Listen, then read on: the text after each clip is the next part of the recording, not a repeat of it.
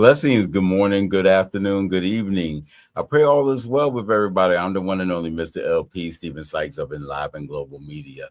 And welcome, what's today? July, no, sorry, August 6th, 2026. It's been a rough week and things. I know, and I know it's been raining some places. It's been hot some other areas, but I'm just hope that you're safe, you're hydrated, and you're doing all what you need to do. So go from there. So I want to say thank you. If it's not considered robbery for joining us for today's show. And it's a very good show today. Our lovely co-host, Arthur Tracy Harding Scott, might be joining us a little bit later on today, but still we're going to keep on going.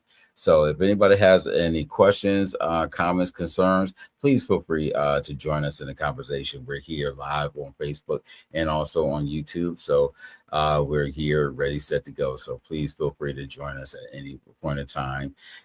We love to have you. It's always important. So let's get right into it. Today's topic is a very serious one, and it's going to have a lot of points to make. So please bear with us.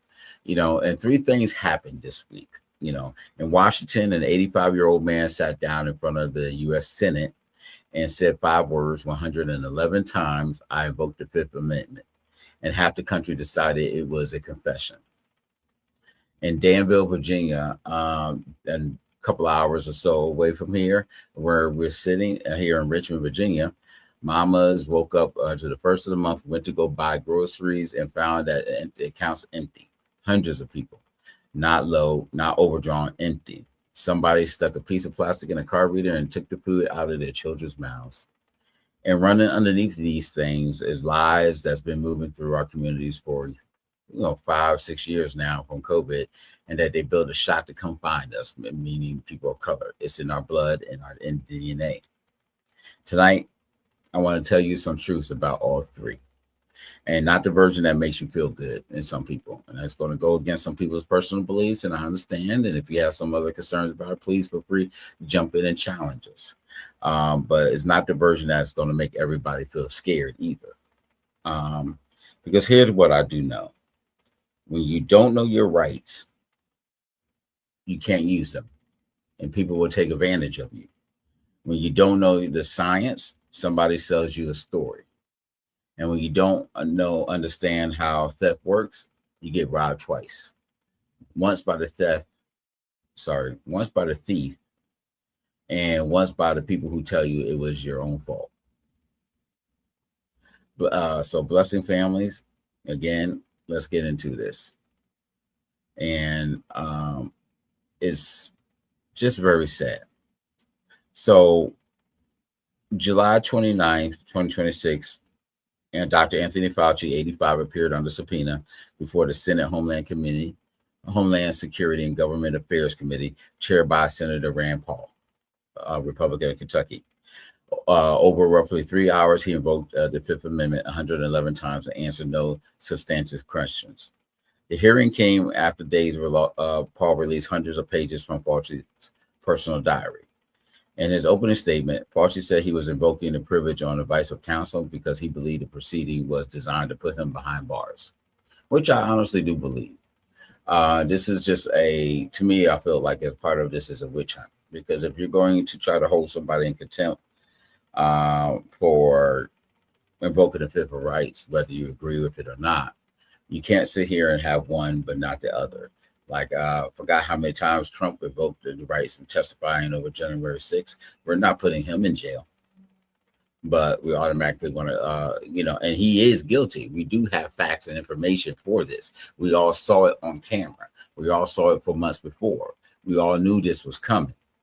And he set the stage, and even afterwards, and the lies. But he's still free, and they still allowed him to run for president. During this hearing, one of Fauci's attorneys, David Schertler, was removed from the room under Paul's orders. Paul released a text of contempt resolution stating that he had ruled in the hearing that the Fifth didn't apply because of the pardon, and that Fauci waived any remaining privilege by giving an opening statement. Now, this morning, the Senate did vote to hold him in contempt. The resolution directs J.D. Vance, as president of the Senate, to Vice President Vance as president of the Senate to certify and refer the report to the U.S. Attorney for D.C., who's Janine Pereira, Paul skipping full Senate vote, which he needed 60, which I believe he got or close to it. Ranking member Gary Peters, Democrat of Michigan, objected in writing that Paul is bypassing the full Senate and setting a precedent, letting any chairman act unilaterally, which is not a good thing to do. You really shouldn't be doing that. As a president, Steve Bannon and Peter Navarro both served time of contempt for Congress during the Biden administration. Now, here's the part of it that people don't understand what the Fifth Amendment actually is. It's a self-incrimination clause. It's not a double jeopardy. Both protections live inside the Fifth Amendment, which is exactly why people tend to sometimes get them mixed up. Double jeopardy is where the government can't try you twice for the same offense after an acquittal or a conviction. Self-incrimination, you cannot be forced to be a witness against yourself. When somebody takes the Fifth, they're using it, they say it on air, and you be most accurate in how when you push this out as your argument, you have to make sure that you differentiate between the two, I should say. Silence is not an admission of guilt. It says so, and Supreme Court said it out loud. Ohio versus Ranier in 2001. The privilege protects the innocent as well as the guilty. It may not be fair, but to some people's eyes, but that's how it is. Now, some people will say, why would an innocent person stay quiet? Because perjury and false statement charges don't require you to have committed the underlying crime, only that a prosecutor believes that you lied about it. So it opens you up. Someone could come to me and say, did you feel well yesterday morning?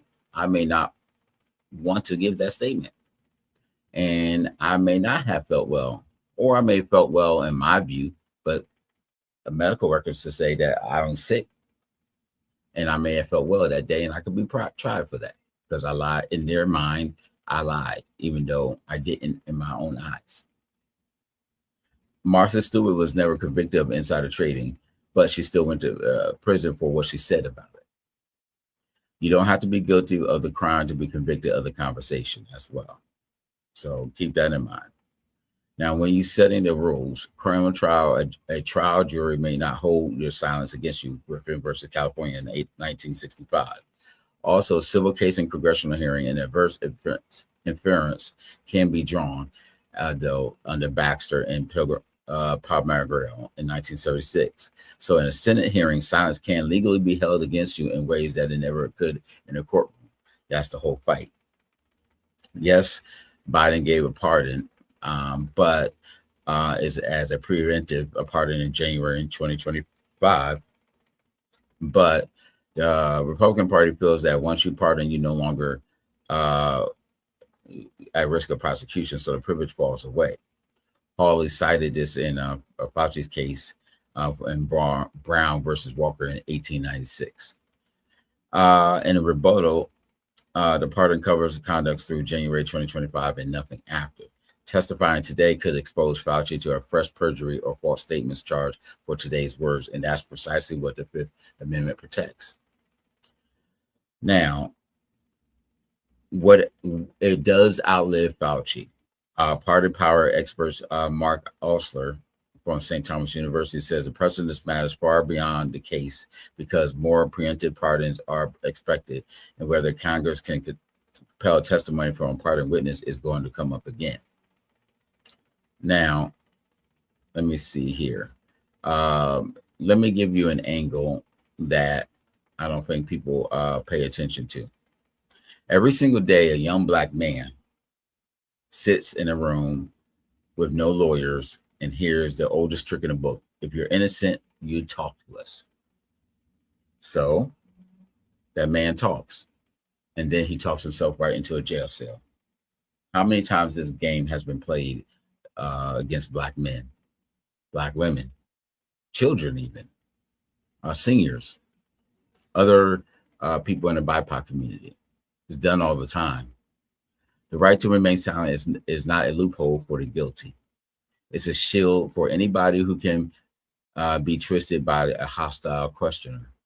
And when you watch a wealthy, well-lawyered 85-year-old man use that shield in front of the United States Senate with a legal team sitting beside him, whispering in his ear, understand that the exact same shield belongs to your son, regardless of how much money he or she, regardless of how much money your son or daughter, anybody has in terms of a lawyer. You have that right.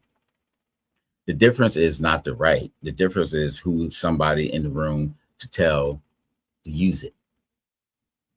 Let me say that again. The difference is who has somebody in the room to tell them to use it. And keep this in mind. If you defend Fauci's right to stay silent, you better defend your nephew, your son, your daughter, whoever else in your family. And if you condemn one, you have no right to condemn both, or one or the other. You have to pick your lane. That's the honest truth. And these things happen all the time, every single day. Now, let me answer some rumors, some truths, and why it matters. Now, the distrust, I'm not here to argue in correcting people in certain aspects, because the distrust is earned. And I agree with you on a lot of these things. It's not about a conspiracy theory. These are facts, and that the U.S. has been egregious to. And egregious is probably the nice way of saying it. Tuskegee in 1932 to 1972, over a period of 40 years, roughly 600 Black men in Alabama, treatment deliberately withheld even after penicillin became the standard cure in 1947. Henrietta Lacks in 1951, cells taken without her knowledge or consent, went on to build an entire biotech industry. The family got nothing for decades. J. Marion Sims, the father of modern gynecology, perfected his surgical technique on enslaved women without anesthesia. Forced sterilization, state programs targeting Black, Indigenous, and poor women well into the 20th century. We've heard about this. So now, if somebody in your family doesn't trust American medicine, they're not stupid. And I'm not going to call somebody stupid. They're just paying attention. Now, there's some things we do need to go ahead and follow through. But again, the distrust is earned. I'm going to go with you on that. And I want you to notice the pattern.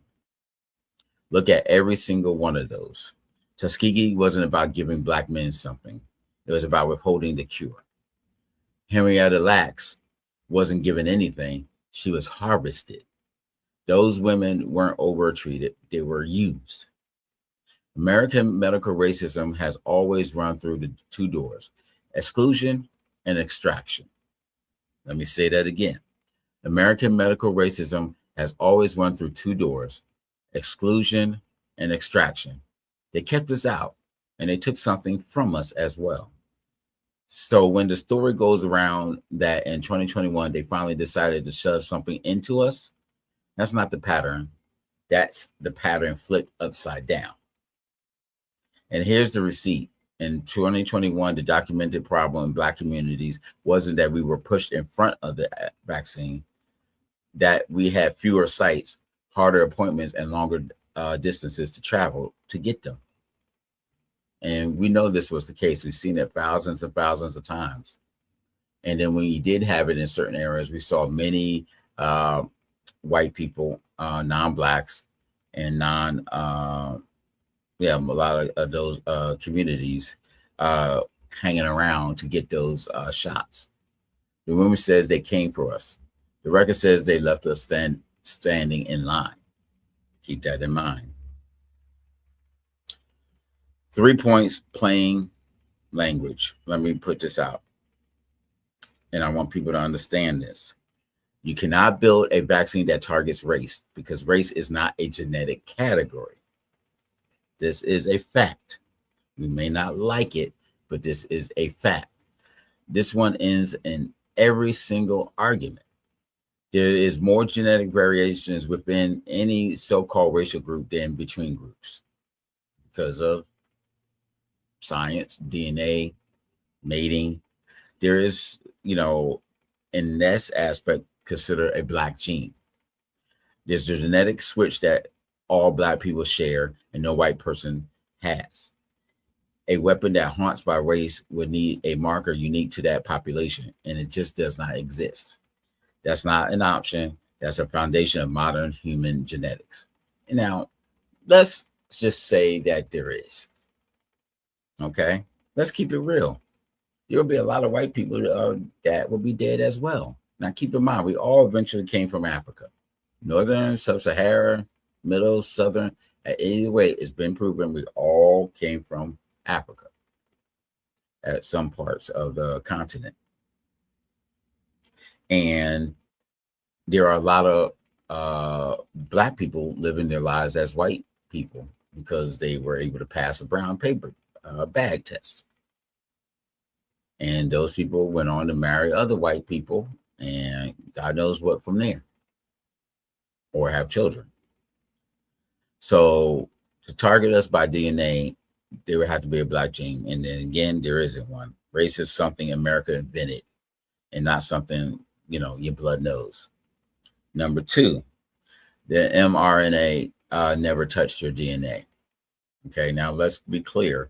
This was being worked on even before the Obama administration, and was sped through with the money he poured into the infectious disease department that Trump took away when he came into office. Your DNA is locked in the nucleus of a cell. The mRNA never enters the nucleus. It drops off a set of instructions in the cell fluid that the cell builds in spike protein. It builds a spike protein. Your immune system learns the shape of the enemy, and the mRNA breaks it down within days. It cannot rewrite something that it never walks into. It carries no information about you, your race, your ancestry, your name, money, none of that stuff. It doesn't do any of those things. Number three, on your DNA testing point, here's the sharper. Let me give you a sharper version. You're right that no trial can. Let's put it this way: there's no trial that can cover every single genome. We are too mixed. 7-8 billion people here in the world, and it's just crazy. There's no possible way. That's true of every single medicine made: aspirin, insulin, blood pressure pills, chemotherapy. No trial in history ever tested one human's being exact genetic code. You can't take one person and flood them with every single medicine known to man and try to come up with something. And even variations of that, how your body takes it, what have you. First of all, you die. And there's no way to extract that information and test it on every single person after you get that one sample. There's no way. What trials do measure how something performed across a large, diverse population. And the COVID trials enrolled tens of thousands across every racial and ethnic group. What that gives you is a population level safety and effectiveness. Now, obviously, it may not work for this person or that person. There will be outliers. That's just a matter of fact. What it can never give you is a guarantee about your specific body and all your bodies. Let's see who we got here. Hello. How you doing, ma'am? I am fine, Mr. LP. Good evening. Good evening. So I just wanted to let everybody know Miss Ross Silk just came back from vacation from Cabo and Sri Lanka and Ibiza, everywhere else. So if she looks a little tan, it's because she was out in the sun. I was everywhere Chat GPT allowed me to be.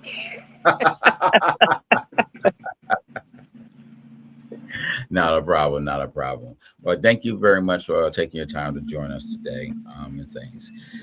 We talked about. I just went over the situation with Fauci and why people take the Fifth Amendment, and the basis. I went over the basis of what the Fifth Amendment means, and it's different. Um, the different aspects of it, and also that I want people to realize that just because you take the Fifth Amendment protects the guilty and the not and the innocent, and just because you take the Fifth does not mean you're automatically guilty. And we have to be recognized that two things. We can't just because we may not like the answer, that does not mean someone's guilty. And you could have to protect yourself. There's a difference between self-incrimination and double jeopardy. This is not double jeopardy. This is potential of self-incrimination. I could tell somebody, "Oh, I'm feeling good today," but my record says it's a lie. Is I'm not well, and someone could say take that as a lie, and versus me just saying I take the Fifth Amendment if you ask me if I'm feeling well today. It could be as simple as that. And we have to be careful with this line, double-edged line, because I know people are not happy with it, but this is nothing but a political get back and a distraction from the real crimes as well. Because you're not going to tell me you're going to get mad at him for this, but you say nothing to the fact of Trump and a lot of other people doing 9/11, which we do actually have plenty of proof of on camera and video. The whole world saw it, of him and the rioters doing, and what him promoting it, provoking it, starting it, everything else. Clarence Thomas is not Clarence, yeah, his wife, who helped spend money, buses and legal money to provide bus transportation for rioters and promote it herself. Nothing. And so we're going to throw one in jail, but not the other. That's not fair. And then also imagine the fact of the many trials. We're dealing with civil rights now as the issues as it is. We always have been. But look at the fact that even from the days of Jim Crow going forward to now, how many men, especially our young black men and children, and other indigenous and Hispanics, but how many people in our BIPOC community were caught up by a hostile interviewer? And then the first thing they say is, well, if you're really innocent, you'll talk to us. We see it on the First 48 and all these crime investigation shows. We see it in trial all the time. Now, some of it maybe look a little hooky because it's made for TV, but still, even the real ones, when you see the things, people, they say, if you're innocent, young man, tell us. And they are innocent. Well, may not have had as much of an issue involvement as they say, but you get thrown in jail. You talk your way into a jail cell. So the same way, if you want to sit there and say for one, you got to say be fair to it all. And we'll go from there. But before I continue, I wanted to get your thoughts. I mean, I've had minimal conversation about this, to be perfectly honest with you. I don't want to say that I don't care, because that wouldn't be truthful. But I'm just going to say that I've had more critical issues to focus on than we've seen these hearings time and time again. To me, it's a bunch of pomp and circumstance to get broadcast on. What is the point? I mean, tax dollars is paying for this. He's not going to jail for anything. He pled the fifth. He's already been pardoned. The only thing that they can sentence him with is um New crimes. for the crimes in Congress or whatever and stuff. So, like, And all he who did, cares? all he did was he just didn't talk. So, Exactly. He but didn't talk. So, like, I mean, we should all be so happy for some people to stay shut, like the person who's in the White House. So, right. I mean, basically, the thing that I feel about this is that it's unfortunate, but America has set the tone for me that, okay, if you can have somebody with all of the felonies that the man in the White House has, I mean, really, unless you commit a crime against children, unless you commit a crime against bodily injury and murder somebody, everything else should be free reign. It's free reign for the president of the United States. So I'm just having a tough time with all of the pomp and circumstances. It's I was it's a very. distraction. Go ahead.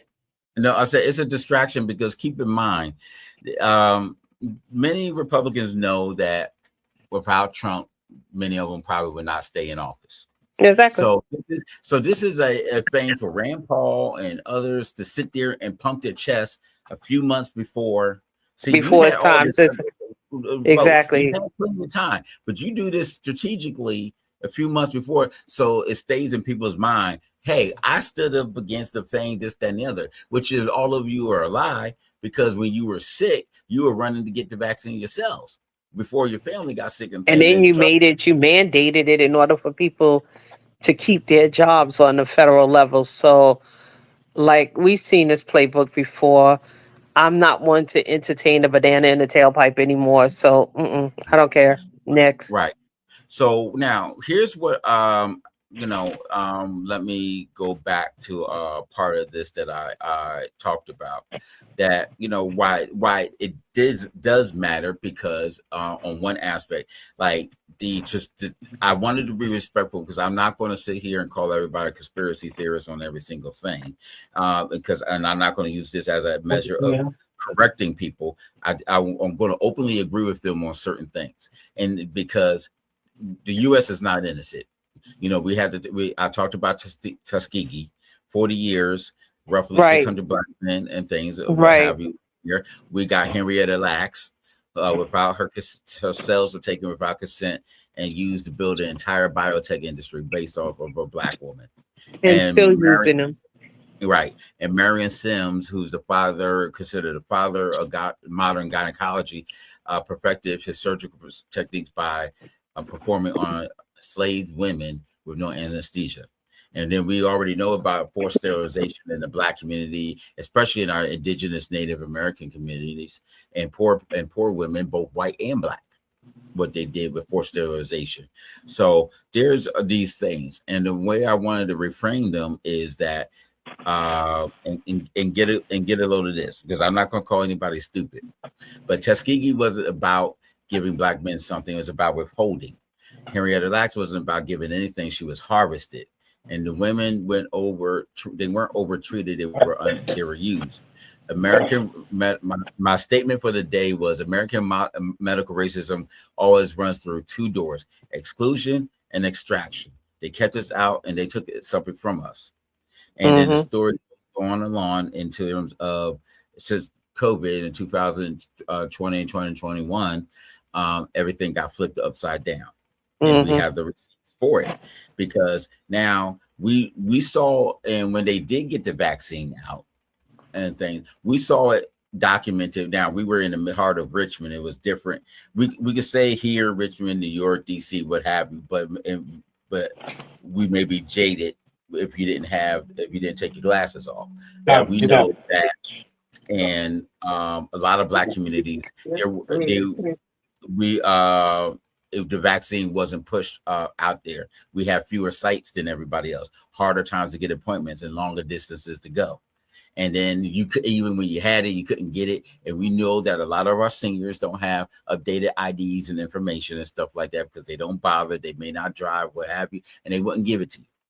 So the rumor says they came for us, but the record said they left us out and standing in line.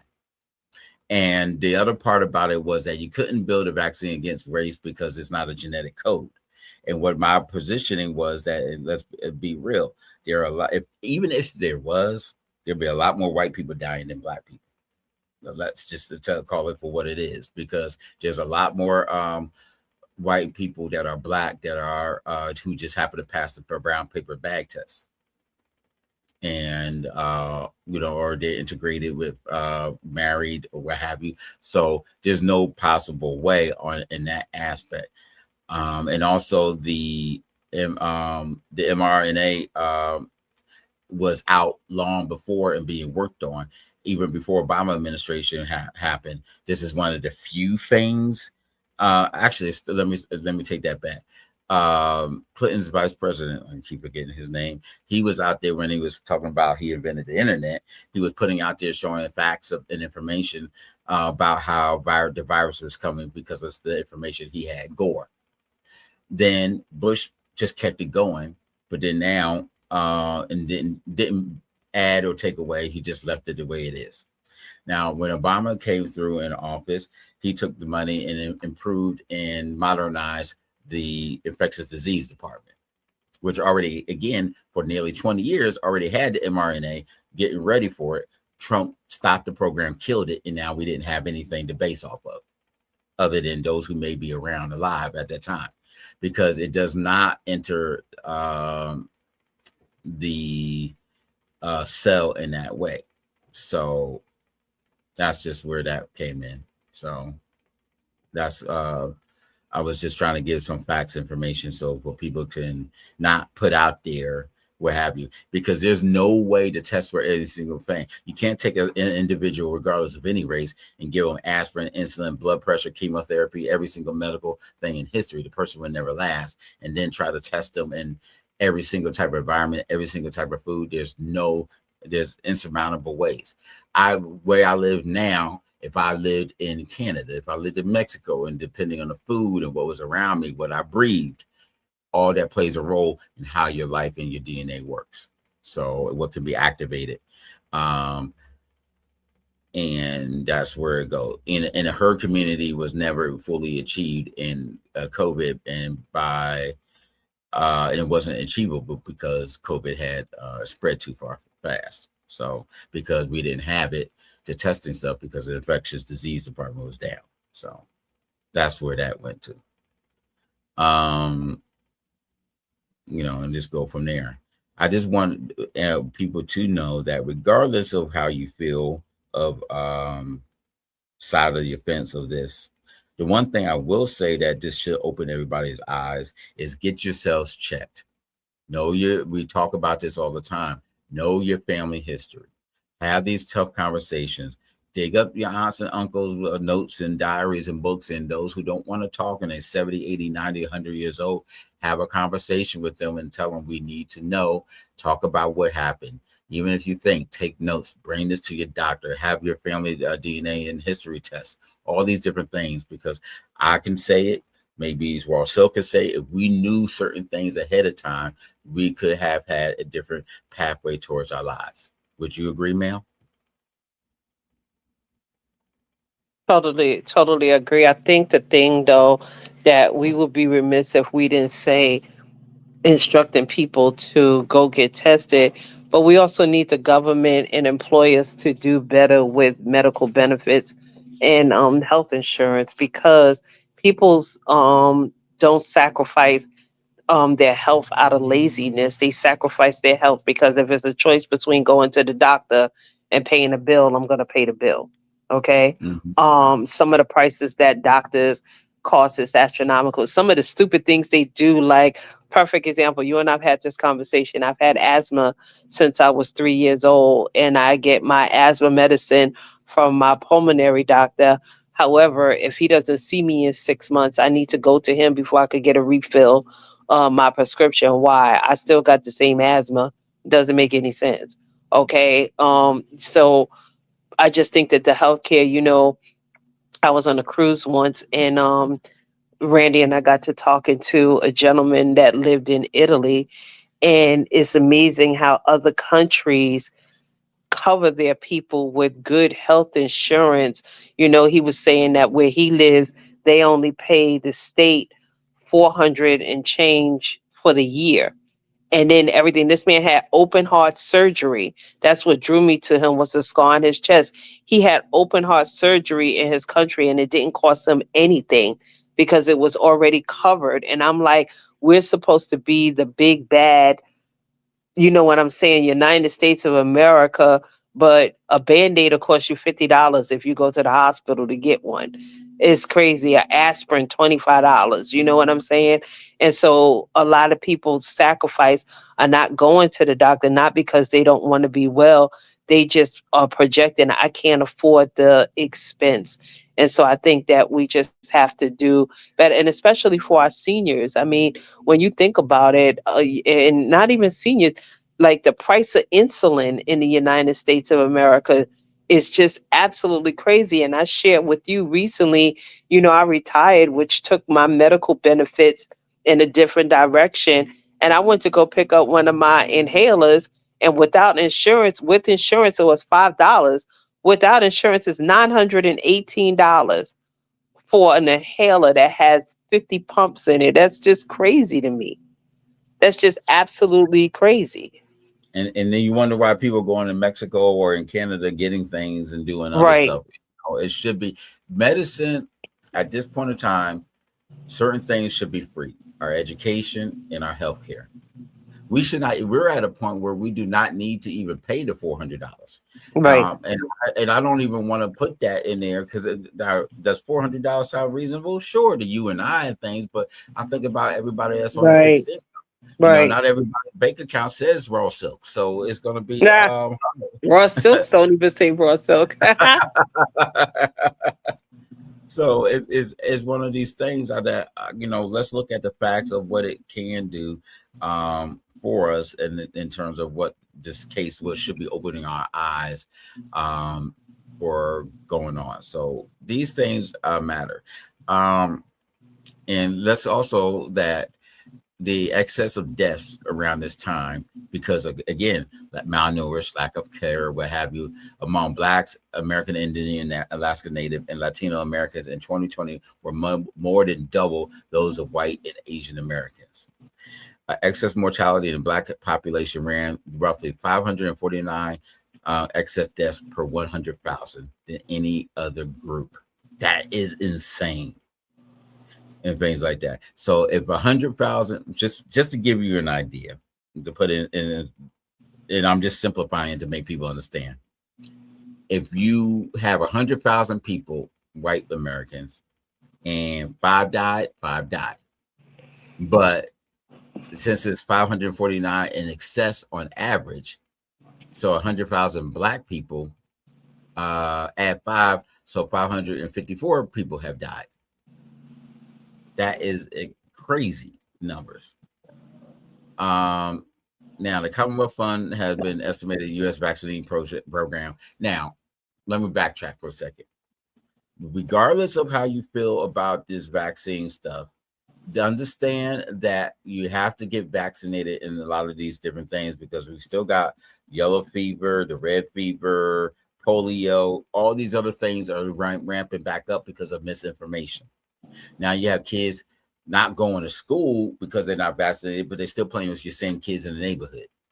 It's not like you're locking them up. You may be homeschooling them, but it's not like you're locking them up.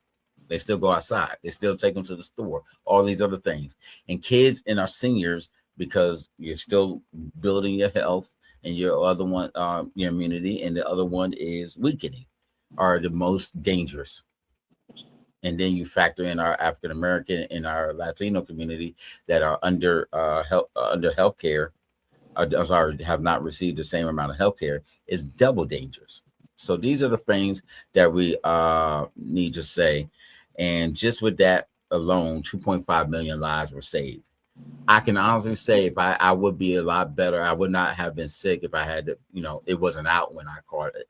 But and I thank God that person with the lungs and health issues that I had previously, that honestly I think it's because I was pumped up with so much steroids in my lungs for so many long it protected it. Now everything else was bad, but I'm grateful for it.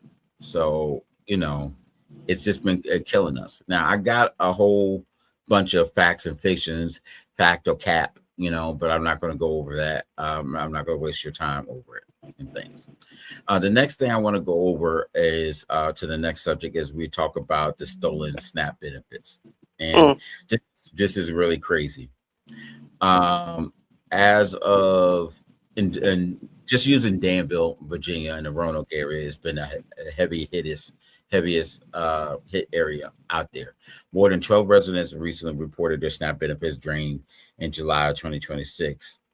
And the U.S. Secret Service, and now with Department of Social Services and Danville Police, is actively searching fraud because right now, recently, hundreds of people lost all of their benefits as soon as it started in the beginning of August.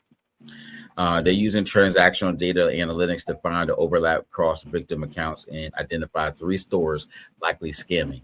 And people don't understand. And here's the thing: what people don't understand. who is not hip. In a lot of areas across this country, we do not have access to food or decent stores, even if you do have food stores. And a lot of them, your local community, hood market, underfunded, whatever, and they get the cheapest machines. Some of the machines have extra readers inside and built over top of it that you would never know. Or they take the data information and sell it, one or the other. And the technology is old. We're talking late 80s, early 90s credit card show old, where before we had the chips.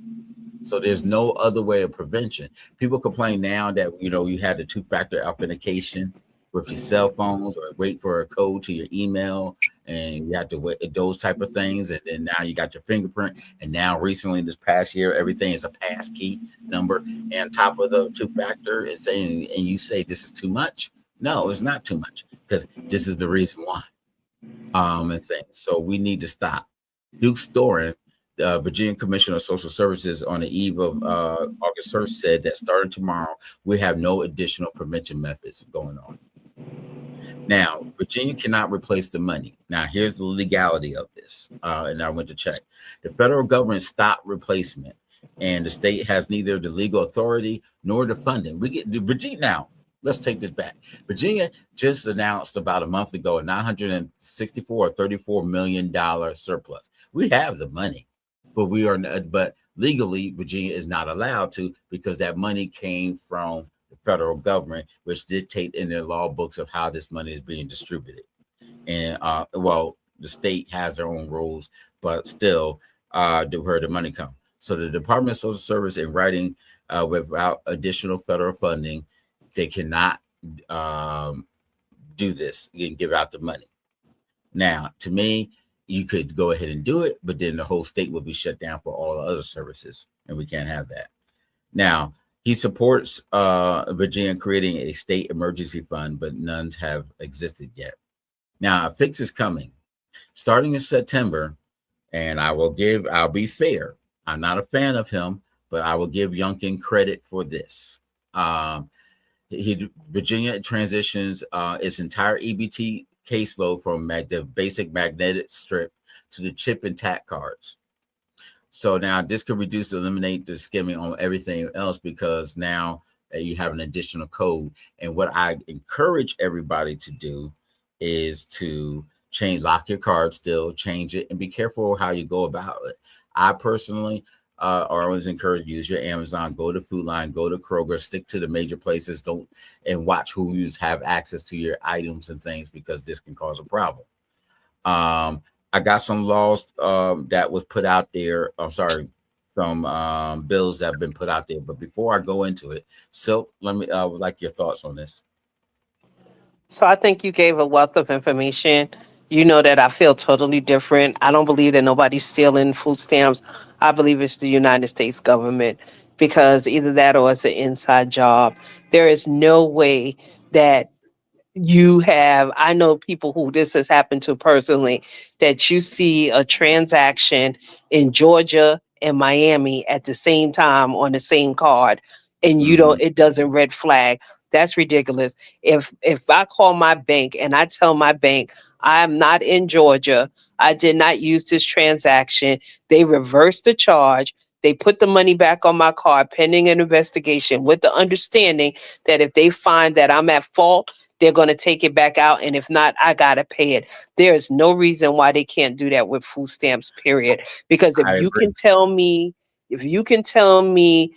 that where it was used, that first of all, technology. And unfortunately, you taught me too much, because I know that every computer and stuff has an IP address, which is basically your address. So you know exactly where it is. Exactly. So don't tell me that you can't track down. If you can tell me the last 7 transactions, one is in Philadelphia, one is in Miami, then you know where it is, because that merchant had to submit in order for food stamps. See, there's a misconception.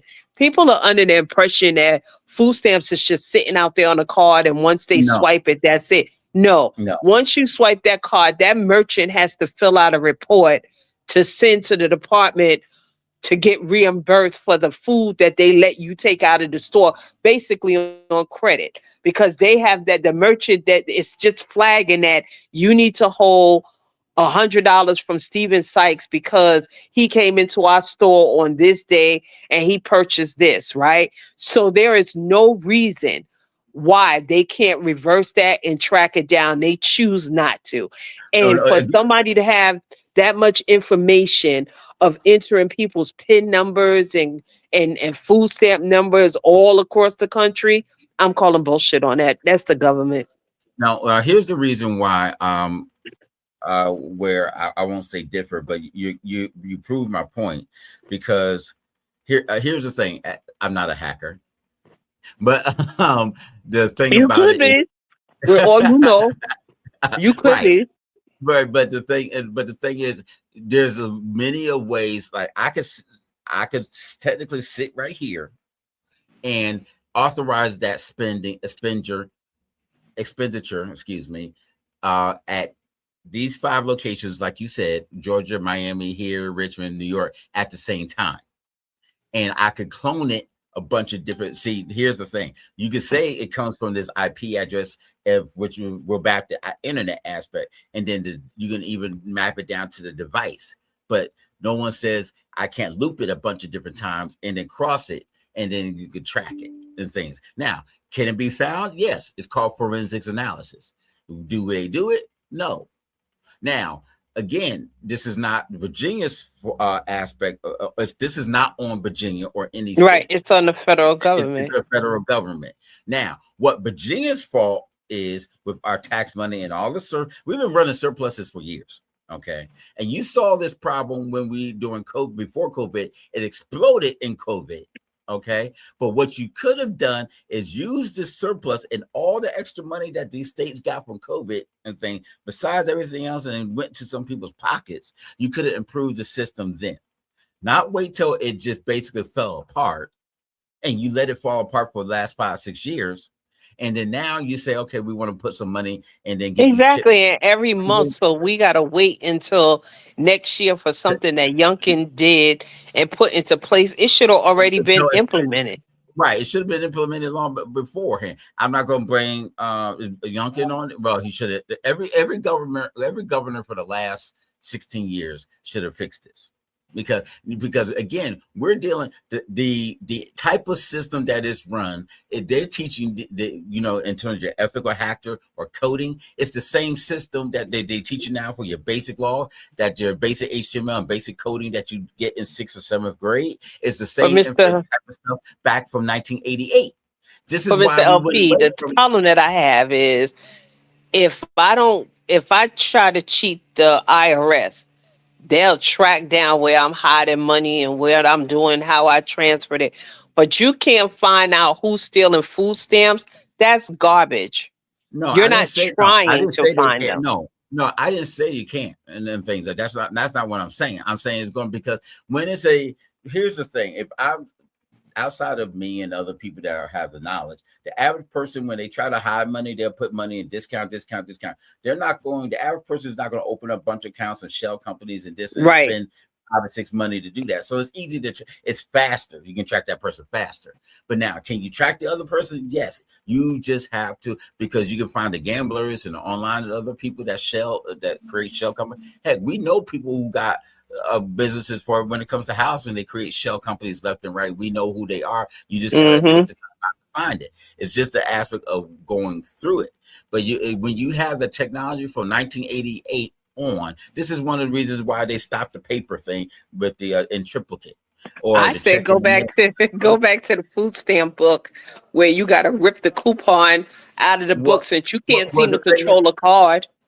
because but here's the thing: we all know that it will almost cost more than spending the money on a dollar, because people will spend the food stamps, actual stamps, more than the dollar. And then now with printing technology, you and I and the 4-year-old down the street don't even have to scan it. We can take a picture and do it and make it better, make it look better and more original than what it came from the government by itself. As they, this is why we take the dollar and we got all these, you got like over 50 different security things on a US dollar because of the fact that printing technology has skyrocketed So and things. in the interim, while they try to figure it out, people don't eat. Right. So well now here in Virginia, this is what was done. So let me yeah, so 3 million was done. So now what I encourage everybody to do starting September, go and not ask, demand, and do not leave until they give you one, a doggone chip card thing and so what have you. That's one. There's some responsibility that's going to be on us. Okay, I'm not going to sit here and say it's not all 100% of the government's fault either. Okay, there are people who are lackadaisical, even with their own regular debit cards and things, about how it is, it's laid out, taking pictures and doing other things with it, God knows whatever. And then you know this shady store down the street that's giving singles and Lucy's and whatever. And I'm saying you actually going to trust that same store because everything else. And then also what Virginia, well, this is the fault on the state.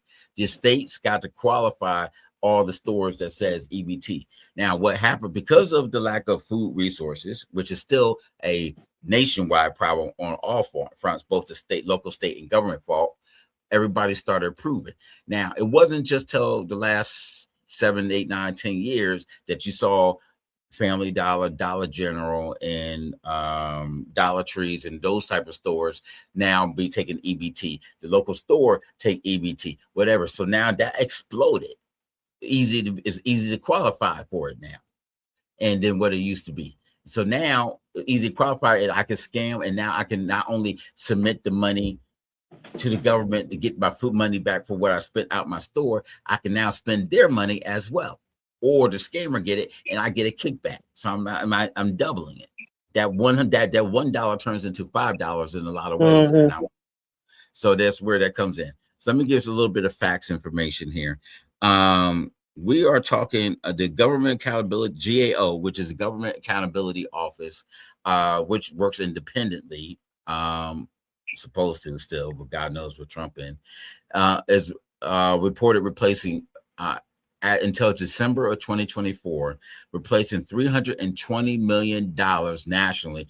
And within 2 years, a little over 2 years, October 2022 to December 2024 of that money. Now, in fact, even they said it's so the damage is so massive, we don't even know. It could be even in the billions over that time. Right now, between 2020, start of 2023 to the end of 2025, over 670,000 households. The Inspector General said in January 2026, they projected 555 million in SNAP funds vulnerable in the theft in the coming years without a cybersecurity fix, which Virginia, thank God, took the step to get the chip card. New York State alone, 14.5 million stolen in the first 6 months of 2025, and at least 40 million in recent years. And no, all of it was not in New York City. You'd be surprised how much of it wasn't in New York City. So let's not go there. Okay. And I'm not just saying that we're not homers here. We're just sitting there. So now there's a bill, a Senate bill of 1540, Fairness Victims of SNAP Skimming Act of 2025 will permanently restore replacement and cover the full stolen amount to all these people. It's not passed. House Resolution 9359, Ending Stolen SNAP Benefits Act of 2026, Ming and Fitzpatrick, reassurances of plus federal cost sharing for states moving on chip cards. Didn't happen. Enhanced cybersecurity for the SNAP Act, a bipartisan and bicameral bill from Fetterman, Wyden, Cassidy, Goldman, lawyer, would require chip-enabled cards on no-fee replacement cards within 3 days. Didn't pass. Now, here's my thing. It's on your responsibility as a voter to sit there and find out how this affects you.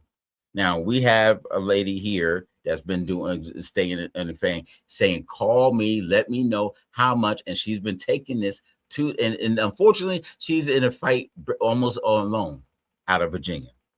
This should be all this, this should be a bipartisan 100% action by both federal and state representatives. So a couple hundred people should be up in there saying, give us our damn money and food stamps back. But she's pretty much on her own. And that's a shame. And so you should be sitting there calling your representatives and demanding that they get this done and things. And it's not passed because we are not pushing. If you don't make noise, they don't care. That's just a thing. Your debit card, Bank of America, Wells Fargo, credit union, doesn't matter, has federal fraud protection. Somebody drains your checking account, just like Russell said, the bank has to make you whole. And that's the law, regulation E, and Phil. But an EBT has none of the same protections. Whose fault is that? I'm going to say that is our people fault, the American people, because you do not ask not, will not, get not, and things. The same magnetic card, same thief, different rules because of who holding the card. And unfortunately, a lot of the people that are using it are also the ones that are not voting. And we pursued millions of dollars of teaching technology and things, and we don't use it. That's our fault. Silk? Everything that you said, and then some. And I can say that people should be flooding their local legislators phone line with, we need something to be done. There are actually children that have gone without food. Everybody goes to the food bank. Those things are overtaxed. A lot of the people that are giving away food are giving away food that's old. Okay, they trying to help, but it's old, it is expired or getting ready to expire. And that's not saying anything bad about them. That's just saying people are trying. But okay, the government, our legislators need to do something. This has become a major problem. With the five people I know, you're talking about over $7,000 in food stamps that was lost across the board. And then it's so stupid. They tell you to file a police report for what? Even when they call the police was like, why are they telling you to call us for?